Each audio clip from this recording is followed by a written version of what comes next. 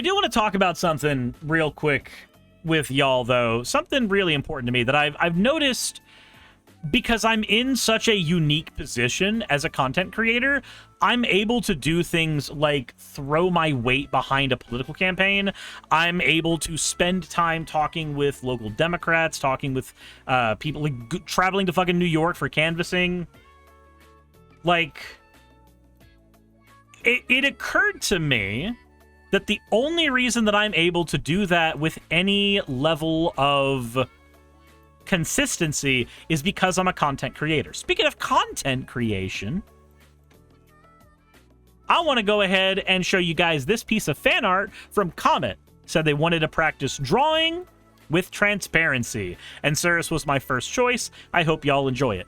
You know, Comet, I do enjoy it. Thank you very, very much. I love seeing Slime Girl Suris in fan art. I just like seeing you guys do fan art. Y'all are talented as hell. Well, not talented. Skilled. That's the right word. Y'all are skilled as hell. No actual such thing as talent. So, as a content creator, I'm in a super unique position. I am able, because of what I do, to spend my time doing things that are important to me as opposed to things that are important to somebody else. And the reason that that's really hitting me hard is, as I've talked to people about getting involved politically, one of the main reasons for people not to go out and canvass, not to go out and phone bank, not to talk to their political party, to not do any of these things, is because they spend so much time working. They spend so much time at work trying to do things for their boss. And they have to, because if they don't, they won't survive. And it strikes me that this is a very by design thing. I'm not going to say, oh, there's a group of shady elites out there that say that they need to be keeping you employed and working multiple jobs so that you aren't able to look at all the shady things they're doing. No, it's way simpler than that. If you're having to work a full-time job, or you're having to work, God forbid, more than one job, or you're working a job that you have to spend a bunch of extra time at, chuck in overtime, then that's time that you're not becoming a politically researched person. That's a time that you're not looking at the news. That's a time that you're not figuring out what the hell's going on in your country, or, you know, your city, or your county. Now, why does that matter? Well, if nobody has the time to become politically educated, then you get a less politically educated voter base. Less politically educated voter bases tend to vote Republican. Republicans usually have some of the biggest money donors from businesses. It's a self-feeding machine. Capitalism creates a system that incentivizes monetizing all of your work hours, or monetizing all of your waking hours. If you're monetizing all of your waking hours, you're not getting politically involved. If you're not getting politically involved, you're not getting politically educated. If you're not getting politically educated, you become a low information voter. And now the party that benefits the most from low information voters will benefit the most from you. How do you create an environment that has more low information voters? You create an environment where people have to work longer hours to just survive. And it's not even the people's fault at that point. They're a victim of a system that will not allow them to spend the time they need to become politically active people. And if they do find the time to become politically active people, they may not find the time to be politically educated people first off, and then may start swinging for whatever default party that they're in. The party their parents were in, or if they're really edgy, the party their parents aren't in order to spite them. Dan says, staying informed is hard when you're exhausted after a 12-hour shift. Exactly. And I'm going to be honest, staying politically informed is exhausting in and of itself. Certainly not in the same way that a 12-hour shift is exhausting, but it's emotionally exhausting. Hearing about everything that Elon's been doing, hearing about the Trump tariffs, hearing about the war in Ukraine, hearing about the genocide in Gaza. It's emotionally exhausting. We only have so many spoons to dedicate to, well, living.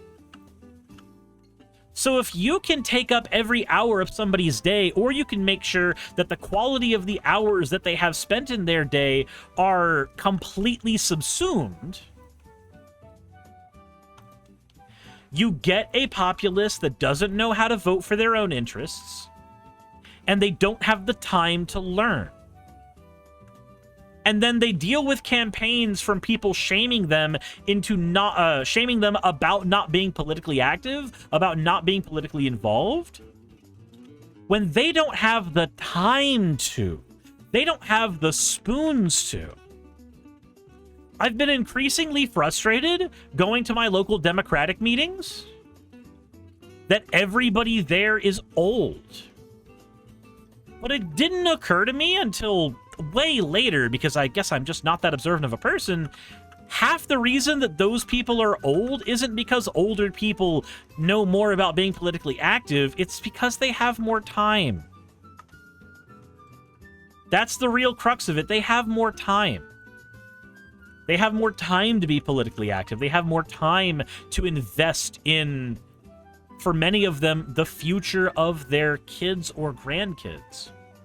A lot of your younger people, they can't make it to a meeting because they're at work. And if they're not at work, they're so exhausted from work, the last thing they want to think about is investing their time into a political candidate who isn't going to remember their name at the end of the day and doesn't fucking care about them past the votes or donations that they can give them. And this skews people's perspective on politics into one where lifetime politicians are parasitical. Even when you have politicians who make it their job to listen to their constituents and do everything they can for not their party, but for the people who got them into office in the first place. But it becomes really, really hard for those people to get their message to the voters when the voters don't even have the time to listen. And so their understanding of whoever their politicians are is of a person who is so disenchanted and disaffected with their constituents that they just don't care. And if the politician doesn't care about their constituents, then why should the constituents care about the politician? That's the perspective you get from a lot of younger voters. And then you get those voters, somebody like Donald Trump, who doesn't speak the language of a politician. He speaks the language of a rambly moron. But people understand that language. They can get behind it. Even when Donald Trump's saying nothing, it sounds like he's speaking to them. It doesn't sound like he's speaking down to people. He most certainly is. The people who are more politically involved, more politically educated, they can read between the lines on what he's saying. They can tell that Trump is saying horrendous things about immigrants, horrendous things about people of color. They can tell where and when he's doing that. But most everymen who are just listening to the odd speech here and there, they're not getting that same vibe. And that's the trick. You keep people politically uneducated, politically unactivated.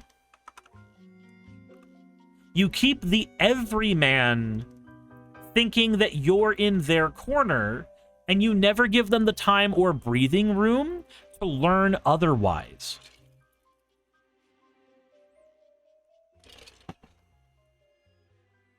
Capitalism creates a system where people don't have time to know any better. And then people feel justified in not knowing any better because they didn't have the time in the first place.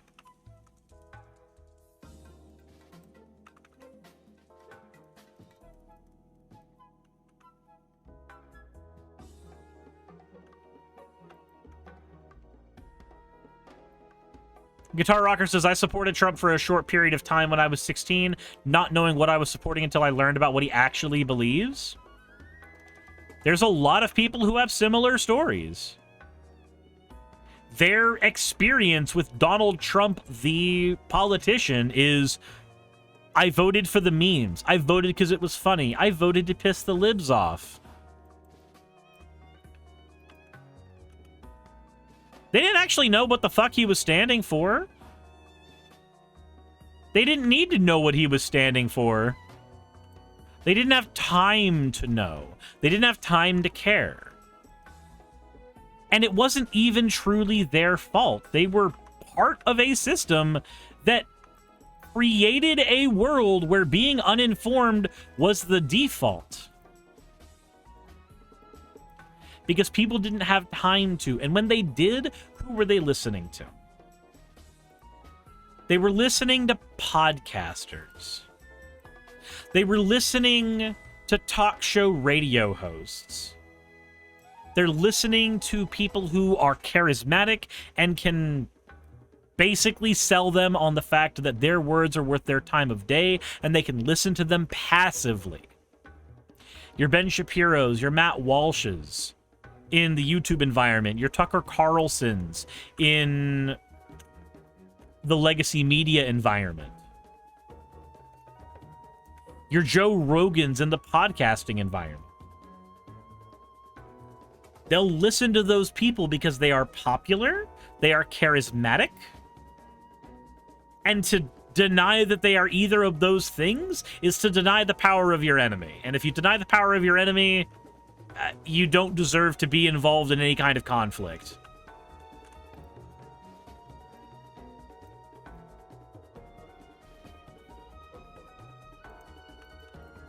So now you have this system that self-perpetuates people being uneducated.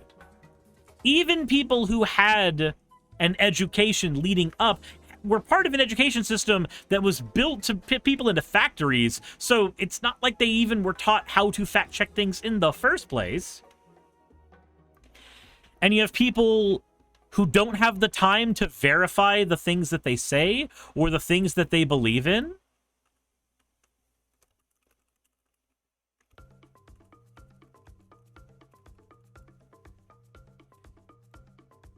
What kind of environment does that create? It creates an environment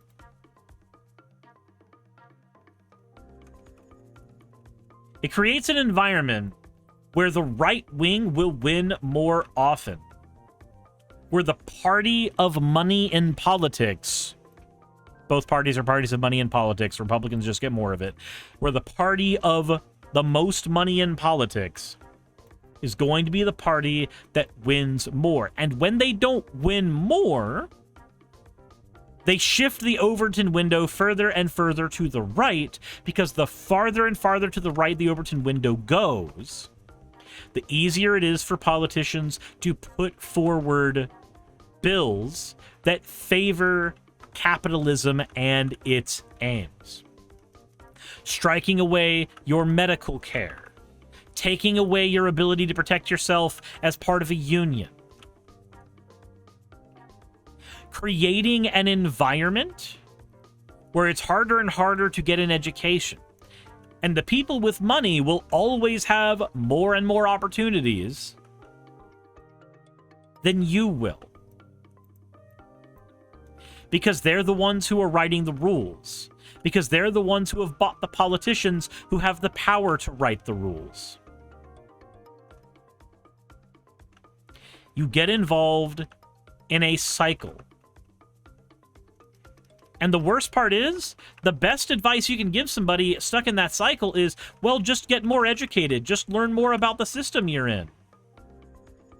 And yeah, that totally works for people who don't have the time.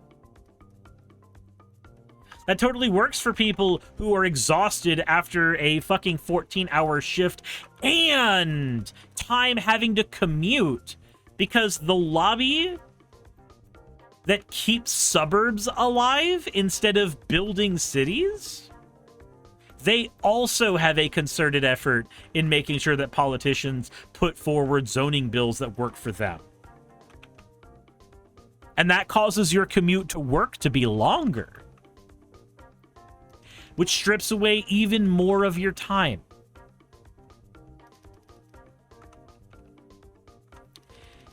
It's insane that we're able to get anything accomplished at all under a system like this.